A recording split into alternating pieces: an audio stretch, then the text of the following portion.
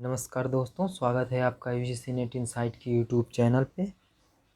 इस चैनल पे higher education से संबंधित एग्ज़ाम की प्रिपरेशन कराई जाती है, जिसके तहत UGC net exam, assistant professorship के एग्ज़ाम या अन्य वेरियस एग्ज़ाम, पीएचडी के एग्ज़ाम जो कंडक्ट कराए जाते हैं, यानी कि हायर एजुकेशन से संबंधित, उन सब का इस प्लेटफॉर्म पे तैयारी कराई जाती है।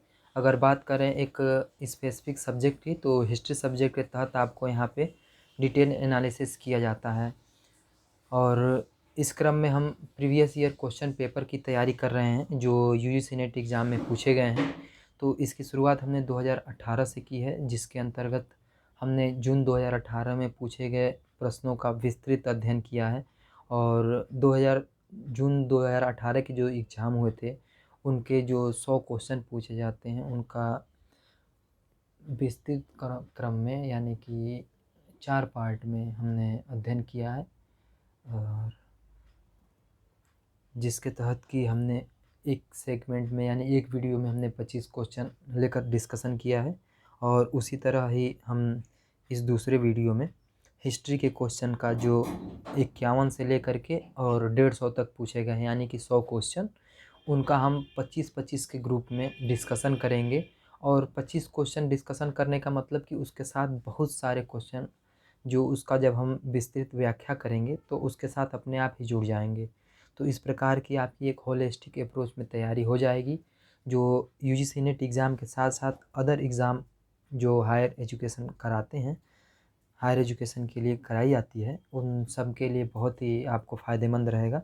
इस प्रकार से ये UGC net exam previous year के जो क्वेश्चन पेपर हैं, बहुत ही इम्पोर्टेंट आपके लिए साबित होंगे। तो चलिए शुरू करते हैं। जून 2018 का हमने कंप्लीट करा दी है। अब हम दिसंबर 2018 की शुरुआत करते हैं। तो चलिए शुरुआत करते हैं आज अपने दिसंबर 2018 के शुरुआती 25 क्वेश्चन जो 51 से 75 तक हैं। फर्स्ट पार्ट में 1 से लेके और 50 तक आपको फर्स्ट पेपर पूछा गया है, जिसका डिस्कशन हम दूसरे वीडियो के अंतर्गत करेंगे। लेकिन इसके अंतर्गत ये हिस्ट्री का हम डिस्कशन करते हैं, जो 51 से 75 क्वेश्चन के बीच पूछे गए हैं। ये क्वेश्चन हिंदी और इंग्लिश दोनों माध्यम में हैं। और अगर आपको इसका लिंक चाहिए तो टेलीग्राम, नीचे डिस्क्रिप्शन बॉक्स में टेलीग्राम चैनल का लिंक दिया गया है, वहाँ से जाके आप डाउनलोड कर सकते हैं। तो चलिए आज का डिस्कशन शुरू करते हैं।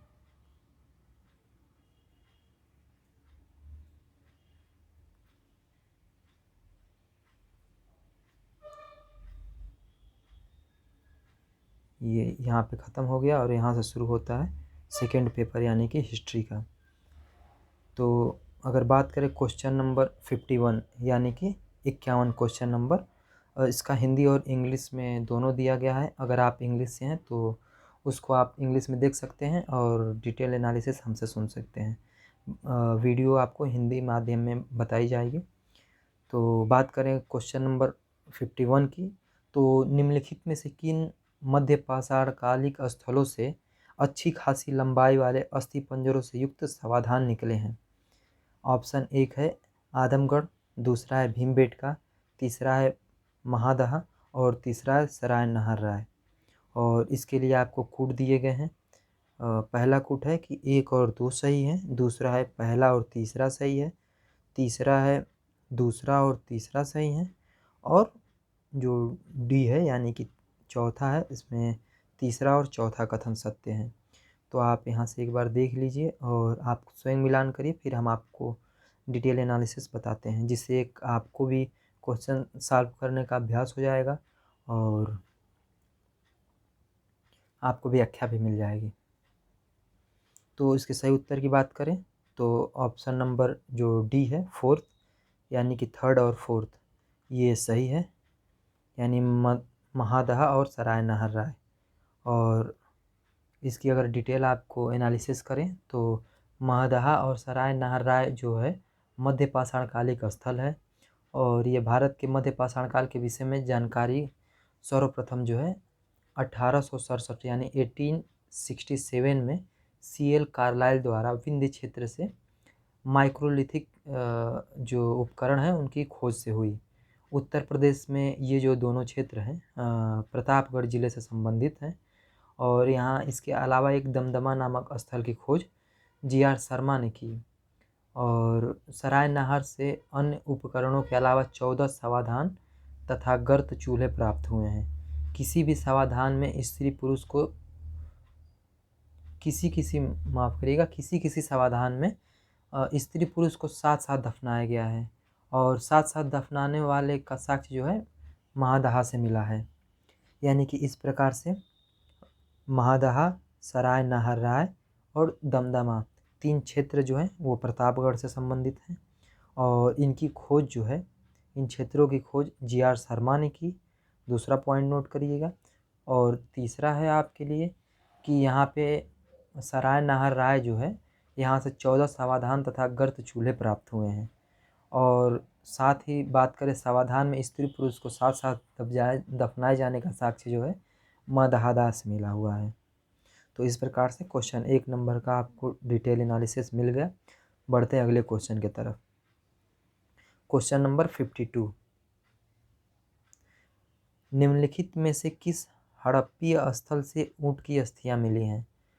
पहला है कालीबंगा, दूसरा है हड़प्पा, तीसरा है लोथल और चौथा है मोहनजोदड़ो। इसका सही उत्तर है पहला, यानी कालीबंगा। अगर बात करें कालीबंगा की, तो कालीबंगा राजस्थान के गंगानगर जिले में घग्गर नदी के बाएं किनारे पर स्थित है, यानी कि लेफ्ट हैंड पर स्थित है घग्गर नदी के। और 1961 में बी लाल तथा बी.के. थापड़ ने खुदाई कराई थी, जबकि कालीबंगा की जो खोज है 1953 में, यानी कि 1953 में अमलानंद घोष ने की थी। यानी कि 2 अलग अलग चीज़ें हैं। 1961 ईस्वी में बी लाल तथा बी.के. थापड़ ने यहाँ पे खुदाई कराई थी, यानी 1961 में खुदाई कराई गई थी, जबकि कालीबंगा की खोज 1953 यानी 1953 में अमलानंद घोष ने की थी। यहाँ काले रंग की चूड़ियाँ, बेलनाकार मुहर, अग्निकुंड, भूकंप का साक्ष्य, तांबे की वृषण मूर्ति, जूते हुए खेत जिसमें 2 फसल साथ उगाने का साक्ष्य तथा ऊँट की अस्थियों की प्राप्ति का साक्ष्य मिलता है। तो इस प्रकार से एक कंप्लीट आपको कालीबंगा के बारे में जानकारी मिल गई। आप इसके साथ एक शॉर्ट नोट्स बनाते हुए चलिए, और उस पे आप बना सकते हैं कि UGC net previous year question paper, और शॉर्ट नोट्स के साथ साथ आप जो डिटेल बताया जा रहा है क्वेश्चन के साथ साथ उसका शॉर्ट फॉर्म में आप नोट्स बना लें, ताकि वो आपको एग्ज़ाम के समय में रिवीजन करने से आपको बहुत ज़्यादा बेनिफिट होगा। तो चलते हैं अगले क्वेश्चन की तरफ। क्वेश्चन नंबर 53, ऋग्वेद के नदी स्तुति सूक्त से किन 2 नदियों के बीच वैदिक नदी सरस्वती की स्थिति का बोध होता था? गंगा एवं यमुना, दूसरा है यमुना एवं सुतुद्री, तीसरा है सुतुद्री एवं अस्किनी, चौथा है अस्किनी एवं वितस्ता।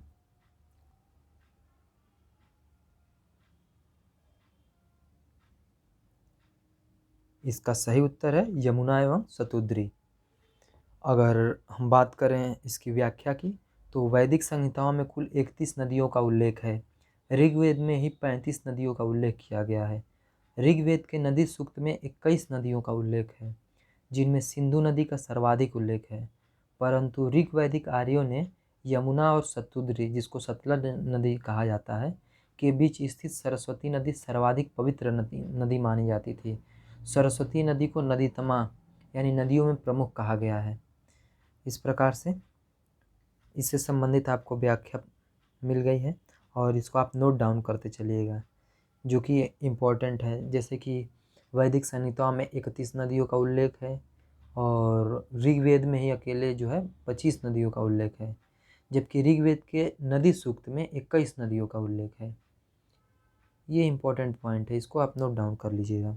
चलते हैं अगले क्वेश्चन की तरफ। 54, महाजल प्लावन की कथा, जिसमें देवी मत्स्य द्वारा मनु की रक्षा करने का विवरण है, किस ग्रंथ में उपलब्ध है? ऋग्वेद, वात्स्यनी संहिता, शतपथ ब्राह्मण, ऐतरेय ब्राह्मण। इसका सही उत्तर है थर्ड यानी शतपथ ब्राह्मण में इसका उल्लेख है। बात करें इसके व्याख्या की तो यजुर्वेद की 2 शाखाएं मानी गई हैं, शुक्ल यजुर्वेद और कृष्ण यजुर्वेद। शतपथ ब्राह्मण शुक्ल यजुर्वेद का ग्रंथ है। शतपथ ब्राह्मण में ही जल प्लावन की कथा का वर्णन मिलता है, जिसमें भगवान विष्णु के मत्स्य अवतार का वर्णन है, जिसमें जल प्लावन से मनु की रक्षा का वर्णन किया गया है। शतपथ ब्राह्मण के लेखक की अगर बात करें तो महर्षि याज्ञवल्क्य हैं। शतपथ ब्राह्मण में ही पुनर्जन्म का सिद्धांत, अश्वनी कुमार, राम कथा आदि का भी वर्णन है, तो ये इम्पोर्टेंट है। चलते हैं आगे क्वेश्चन नंबर 55 की तरफ। निम्नलिखित में से किस ग्रंथ में इतिहास पुराण को पंचम वेद कहा गया है? ऐतरेय उपनिषद, बृहदारण्यक उपनिषद, छांदोग्य उपनिषद, श्वेताश्वर उपनिषद। इसका सही उत्तर है छांदोग्य उपनिषद, यानी कि छांदोग्य उपनिषद को पंचम वेद कहा गया है। बात करें सामवेद के 2 उपनिषद हैं, छांदोग्य उपनिषद तथा जैमिनी उपनिषद।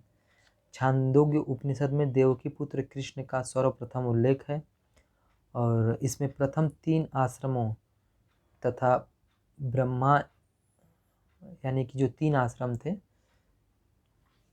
उनका उल्लेख है तथा ब्रह्मा एवं आत्मा की अभिन्नता का भी वर्णन है। छांदोग्य उपनिषद में ही इतिहास पुराण को पंचम वेद कहा गया है। चलते हैं अगले क्वेश्चन की तरफ। Question number 56।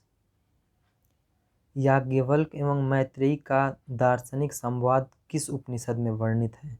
पहला है बृहदारण्यक, दूसरा है श्वेताश्वर, तीसरा है छांदोग्य, चौथा है कौशितकी। इसका सही उत्तर है पहला यानी बृहदारण्यक उपनिषद में याज्ञवल्क्य एवं मैत्रेयी का दार्शनिक संवाद किया गया है यानी वर्णित है। बृहदारण्यक उपनिषद जो है यजुर्वेद का उपनिषद है और यह सबसे बड़ा उपनिषद है। इसके प्रधान प्रवक्ता महर्षि याज्ञवल्क्य हैं। बृहदारण्यक उपनिषद में याज्ञवल्क्य गार्गी संवाद तथा याज्ञवल्क्य मैत्रेयी संवाद है। साथ ही याज्ञवल्क्य की 2 पत्नियां थीं, मैत्रेयी व कात्यायनी। मैत्रेयी परम विदुषी थी। उसने कात्यायनी के पक्ष में संपत्ति त्याग कर याज्ञवल्क्य से मात्र ज्ञान दान देने की प्रार्थना की। बृहदारण्यक उपनिषद में ही याज्ञवल्क्य और मैत्रेयी का दार्शनिक संवाद है। तो चलते हैं अगले क्वेश्चन की तरफ। Question number 57। नीचे 2 वक्तव्य दिए गए हैं, यानी कि एक कथन है और दूसरा कारण है। तो कथन ये है, गौतम बुद्ध पुनर्जन्म में विश्वास करते थे, और कारण आर है, उन्होंने शाश्वत आत्मा के अस्तित्व को स्वीकार नहीं किया। इसके लिए ऑप्शन है आपको, ए और आर दोनों सही हैं और आर ए की सही व्याख्या है। दूसरा है ए और आर दोनों सही हैं पर व्याख्या नहीं है। तीसरा है ए सही है किंतु आर गलत है, और चौथा है ए गलत है पर आर सही है। इसका सही उत्तर है दूसरा, यानी कि ए और आर दोनों सही हैं लेकिन एक दूसरे की व्याख्या नहीं है। बात करें बौद्ध धर्म की तो बौद्ध धर्म अनिश्वरवादी तथा अनात्मवादी है। बौद्ध धर्म आत्मा के अस्तित्व को स्वीकार नहीं करता, लेकिन बौद्ध धर्म पुनर्जन्म में विश्वास करता है। यह पुनर्जन्म आत्मा का न होकर कर्मों का होता है। महात्मा बुद्ध ईश्वर के मुद्दे पर हमेशा मौन रहे हैं। तो इस प्रकार से दूसरा कथन सत्य है। चलते हैं अगले प्रश्न की तरफ। क्वेश्चन नंबर जो है 58। श्रावस्ती में मक्खाली गोसाल अधिकांशतः हला की कार्यशाला में ठहरते थे। हला की कार्यशाला में ठहरते थे। वह महिला किस समुदाय से संबंधित थी? कुम्हार, बढ़ई, स्वर्णकार, लौहकार। इसका सही उत्तर है पहला यानी कि कुम्हार। बात करें महर्षि मक्खाली गोसाल की तो ये आजीवक संप्रदाय की स्थापना की थी। पहले ये महावीर स्वामी के शिष्य थे, किंतु बाद में मतभेद होने पर ये अलग हो गए। इनका मत था कि नियति यानी भाग्यवाद पर इनका मत जो है नियतिवाद यानी कि भाग्य पर आधारित था। ये घोर तप में विश्वास करते थे। ये इम्पोर्टेंट है, ये दोनों विरोधाभासी चीज़ें हो जाती हैं। ये नियति मानते थे लेकिन ये घोर तप में विश्वास करते थे। इन्होंने श्रावस्ती को अपना केंद्र बनाया। वे श्रावस्ती में हाला हला नामक कुम्हार महिला की कार्यशाला में ठहरते थे और आजीविक संप्रदाय लगभग 1002 ईस्वी तक बना रहा। मक्खाली गोसाल के अनुसार संसार की प्रत्येक वस्तु भाग्य द्वारा पूर्व नियंत्रित एवं संचालित होती है। मनुष्य के जीवन पर उसके कर्मों का कोई प्रभाव नहीं पड़ता है। चलते हैं अगले क्वेश्चन की तरफ। क्वेश्चन नंबर 9 यानी कि 59। बौद्ध संघ में कठिन समारोह संबंधित था वस्त्र वितरण से, भोजन वितरण से, पूजार्थ वस्तुओं के वितरण से, दवा वितरण से। इसका सही उत्तर है पहला, वस्त्र वितरण से। सारनाथ में अपना प्रथम उपदेश देने के बाद गौतम बुद्ध ने 5 ब्राह्मण शिष्यों के साथ संघ की स्थापना की थी और बौद्ध संघ का संगठन गणतांत्रिक प्रणाली पर आधारित था। संघ में प्रविष्ट होने पर उपसंपदा कहा जाता था और कठिन समारोह बौद्ध भिक्षुओं को वस्त्र वितरण के लिए होने वाला समारोह था। ये वस्त्र गेरुए रंग के होते थे। चलते हैं अगले क्वेश्चन की तरफ। Question number 60। भारत में सिकंदर के आक्रमण के समय निम्नलिखित किस प्रदेश में महाजनों की एक समिति के साथ 2 राजा शासन करते थे? क्षुद्रक, पत्तल, सीवी, सौभूति। इसके लिए ऑप्शन आपको मिल गए हैं, तो सही उत्तर है दूसरा, पत्तल। सिकंदर के आक्रमण के समय पत्तल या पटलेन या पाटल में महाजनों की एक समिति के साथ 2 राजा शासन करते थे। यानी कि जो पत्तल, जिसको कोई पाटल भी कहा जाता था या पटलेन भी कहा जाता था, ये राजतंत्र सिंधु नदी के डेल्टा में बसा हुआ था। यूनानी लेखकों के अनुसार यहाँ स्पार्टा के समान ही द्वैराज्य प्रथा थी, अर्थात 2 राजा यहाँ साथ में शासन करते थे। चलते हैं अगले क्वेश्चन की तरफ। Question number 61। अशोक का समकालीन विदेशी राजा तुर्मय कहाँ का शासक था? पहला है साइरिन, दूसरा है मिस्र, तीसरा है एपाइरस, चौथा है सीरिया।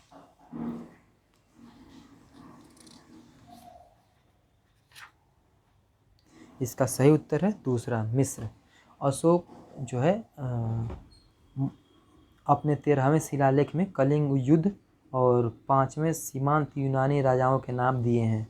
जैसे पहला है अंतियोक जो सीरिया के नरेश थे, दूसरा है तुर्मय जो मिस्र के राजा थे जिसका इस प्रश्न में जिक्र किया गया है, तीसरा है अंतकीन जो मेसिडोनिया का राजा था, अंतकीन, चौथा थे मग जो साइरिन का एपिरस का ये मतलब थे मग, और अकिल सुंदर जो थे जिनको अलेक्जेंडर कहा जाता था,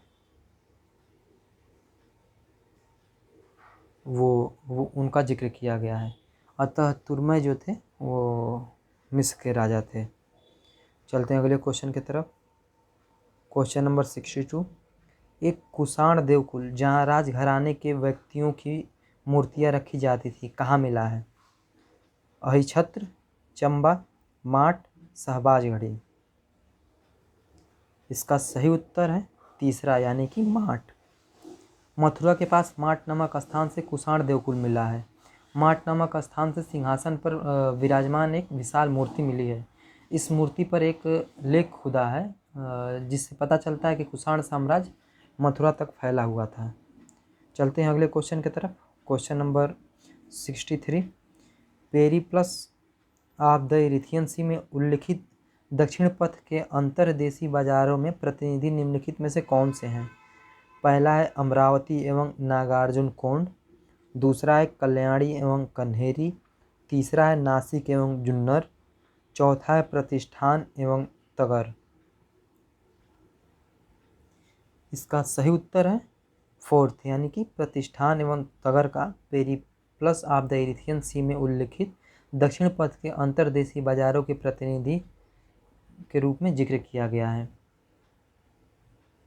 चलते हैं अगले क्वेश्चन की तरफ। क्वेश्चन नंबर 64, प्राचीनतम अजंता चित्रकला कहाँ उपलब्ध है? गुफा संख्या 1 और 2 में, गुफा संख्या 9 में, गुफा संख्या 16 एवं 17 में, गुफा संख्या 19 में। इसका सही उत्तर है दूसरा, यानी गुफा संख्या 9 में। महाराष्ट्र प्रांत के औरंगाबाद जिले में अजंता पहाड़ी को मतलब काट करके 29 गुफाएं बनाई गई हैं, जिनकी छतों और दीवारों पर चित्रकला की उत्कीर्ण कार्य मिलती है।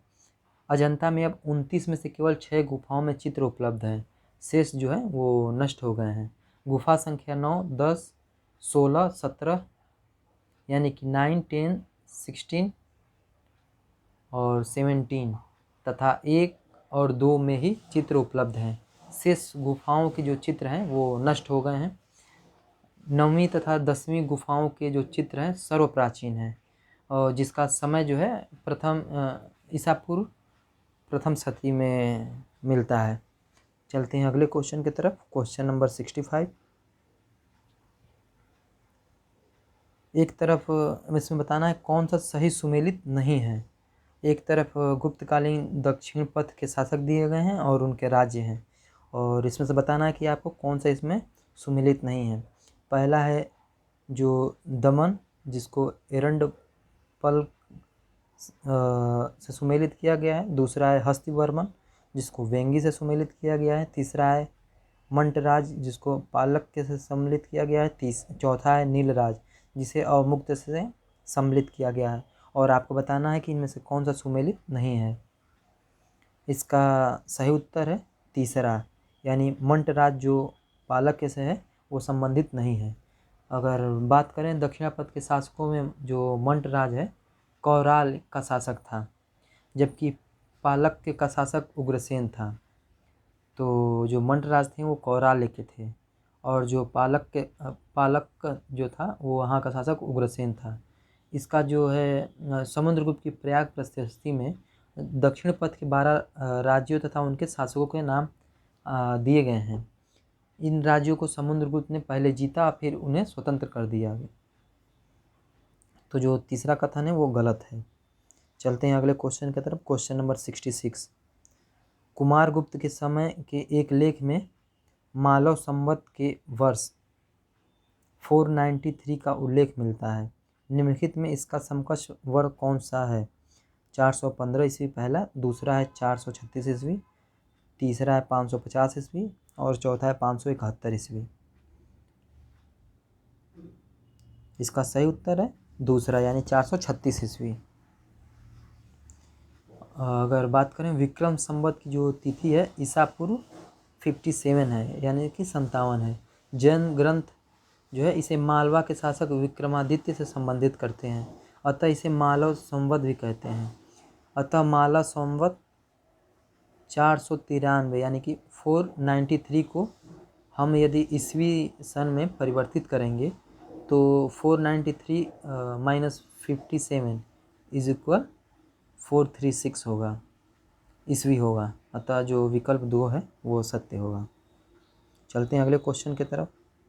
क्वेश्चन नंबर 67, निम्नलिखित में से किस रचना में प्राचीन भारतीय न्यायालय की एक झांकी मिलती है? पहला है मालविकाग्निमित्र, दूसरा है मृच्छकटिक, तीसरा है मुद्रा राक्षस, चौथा है रत्नावली।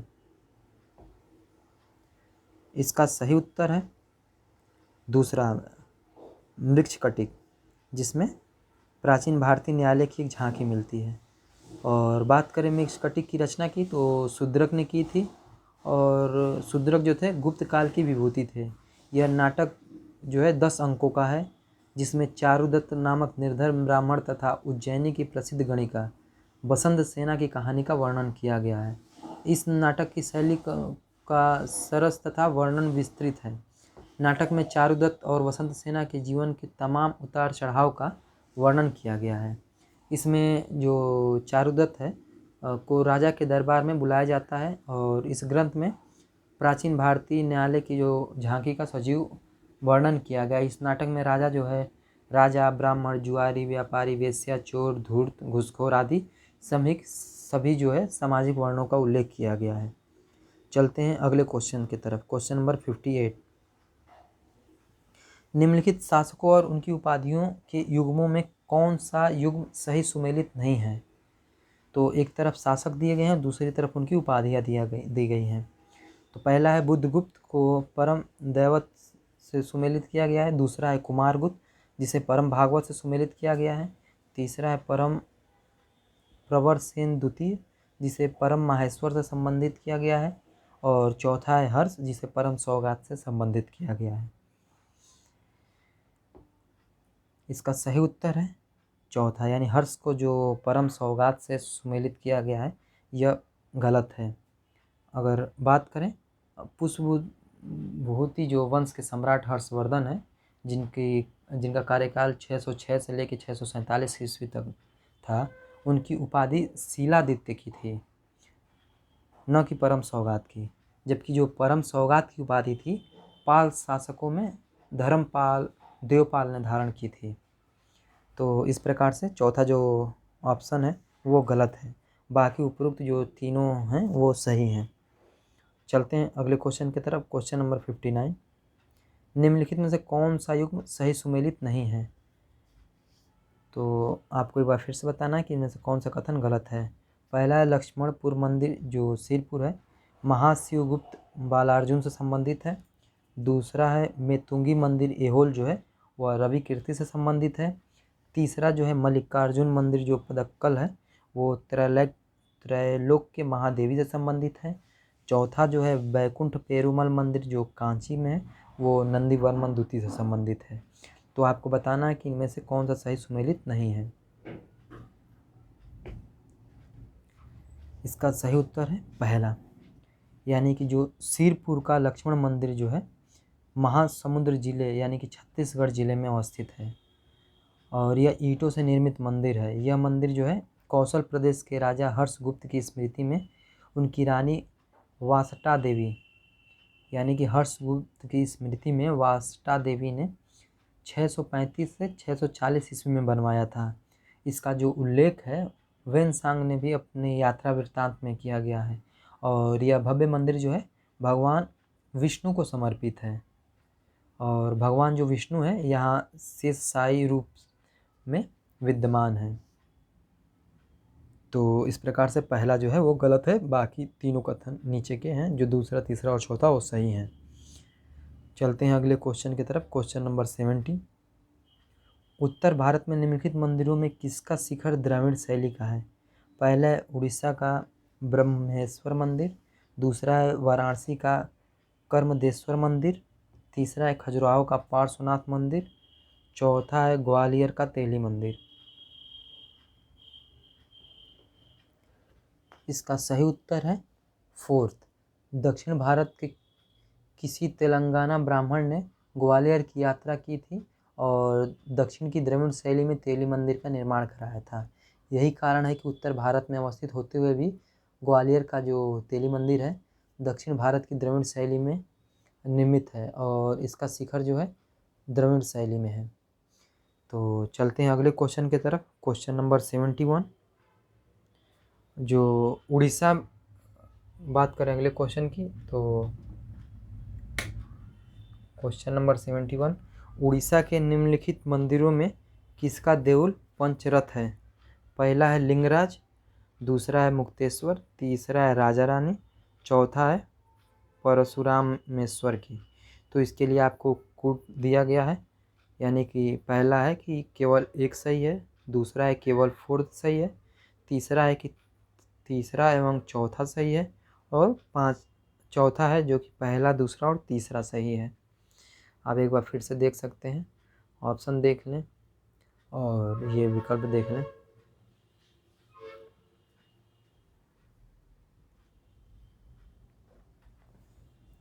इसका सही उत्तर है पहला दूसरा और तीसरा, यानी कि चौथा ऑप्शन जो है वो कोड वो सही है। यानी कि जो लिंगराज मंदिर है वो भुवनेश्वर उड़ीसा में है, मुक्तेश्वर मंदिर भी है जो वो भुवनेश्वर उड़ीसा में है, राजा रानी मंदिर भुवनेश्वर ये भी उड़ीसा में है, जगन्नाथ मंदिर जो पुरी में है वो भी उड़ीसा में है और ब्रह्मामणि मंदिर जो है बालेश्वर वो भी उड़ीसा में है, जबकि जो परशुरामेश्वर मंदिर का देउल है यह पंचरथ शैली का नहीं है। इस प्रकार से चौथा कथन गलत है। चलते हैं अगले क्वेश्चन की तरफ। Question number 72। यहाँ भी कथन कारण दिए गए हैं। तो कथन ये है कि कलचुरी राजा गांगेय देव की विक्रमादित्य के रूप में प्रसिद्धि थी, और आर जो है कारण कि उसने लक्ष्मी प्रकार के सोने के सिक्के चलाए। अब आपको बताना है, पहला है कि ए और आर दोनों सही हैं और आर ए की सही व्याख्या है। और दूसरा कथन है ए और आर दोनों सही हैं पर आर ए की सही व्याख्या नहीं है। तीसरा है ए सही है पर आर गलत है। और चौथा ए गलत है पर आर सही है। तो आपको बताना है कौन सा कथन सही है। तो इस प्रकार से दूसरा सही है कि ए और आर दोनों सही हैं पर जो है आर ए की सही व्याख्या नहीं है। बात करें कि त्रिपुरी के जो कलचुरी शासक कोक्कल द्वितीय का पुत्र जो गांगे देव राजा हुआ, और जो 1019 यानी कि 1019 से 1041 ईस्वी तक शासन किया, यानी कि 1019 से 1041 तक जो शासन किया। खैरा लेख से जो पता चलता है कि उसने विक्रमादित्य की उपाधि धारण की। यह इम्पॉर्टेंट है, यह आगामी एग्जामों में पूछा जा सकता है कि खैरा लेख से विक्रमादित्य की उसकी उपाधि का पता चलता है। और वह समतानुयायी था, उसने लक्ष्मी प्रकार के सोने के सिक्के चलाए। इस प्रकार से दोनों कथन सही हैं और लेकिन एक दूसरे की व्याख्या नहीं करते हैं। चलते हैं अगले क्वेश्चन की तरफ। क्वेश्चन नंबर 73 है, गोविंद चंद गढ़वाल की एक रानी कुमार देवी ने एक बौद्ध विहार बनवाया था। ऑप्शन ए है बोध गया में, दूसरा नालंदा में, तीसरा सारनाथ में, चौथा है श्रावस्ती में। तो इसका जो सही उत्तर है तीसरा है सारनाथ में।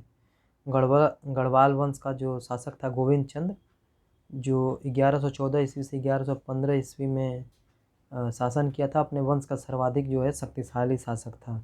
और उसकी पत्नी कुमार देवी जो कि बौद्ध मतानुयायी थी, उसने जो है अशोक द्वारा सारनाथ में निर्मित धर्मराज का स्तूप का जो छठा परिवर्धन कराया तथा सारनाथ में ही धर्मचक्राजीन विहार बनवाया था। तो इस प्रकार से इसका सही उत्तर हो जाता है सारनाथ। इसका सही उत्तर है सारनाथ। गोविंद चंद का जो गढ़वाल की एक रानी कुमार देवी थी, वो सारनाथ में एक बौद्ध विहार बनवाई थी। चलते हैं अगले क्वेश्चन की तरफ। क्वेश्चन नंबर 74, निम्नलिखित में से कौन सा संस्थापकों और प्रमुख नगरों का युग सही सुमेलित नहीं है। तो एक बार आपको फिर से बताना है कि इसमें से कौन सा सही सुमेलित नहीं है। तो पहला है अमोघ वर्ष का जो मिलान है मान्यखेड़ से, दूसरा है अवंती वर्मन का अवंतीपुर से, तीसरा है ललितादित्य का परिहासपुर से, और चौथा है महेंद्रपाल का महोदय से। इसका सही उत्तर है चौथा, यानी कि महेंद्रपाल का महोदय से संबंधित नहीं है। अगर बात करें पुराणों के अनुसार तो महोदय नगर की स्थापना पुरुरवा के जो पुत्र हैं अमावसु उनके द्वारा की गई थी। महोदय का नाम बाद में कन्नौज या कान्यकुंज अधिक प्रसिद्ध हुआ। मौखरी वंश ने इसे अपनी राजधानी बनाई तथा बाद में हर्षवर्धन ने इसे अपनी राजधानी बनाई। इस समय से कन्नौज ने पाटलिपुत्र का स्थान ग्रहण कर लिया और प्रतिहार शासक महेंद्रपाल से पहले ही उसके पिता जो प्रसिद्ध प्रतिहार शासक मिहिर भोज प्रथम है ने महोदय या कन्नौज को अपनी राजधानी बना लिया था। तो इस प्रकार से चौथा कथन है वो सत्य नहीं है। चलते हैं आज के आखिरी क्वेश्चन 75 की तरफ। यहाँ पे सूची 1 और 2 दी गई है जिसमें आपको मिलान करना है। एक तरफ लेखक हैं और उनके आश्रयदाता राजा हैं। तो आपको बताना है, आप सही उत्तर बताइए।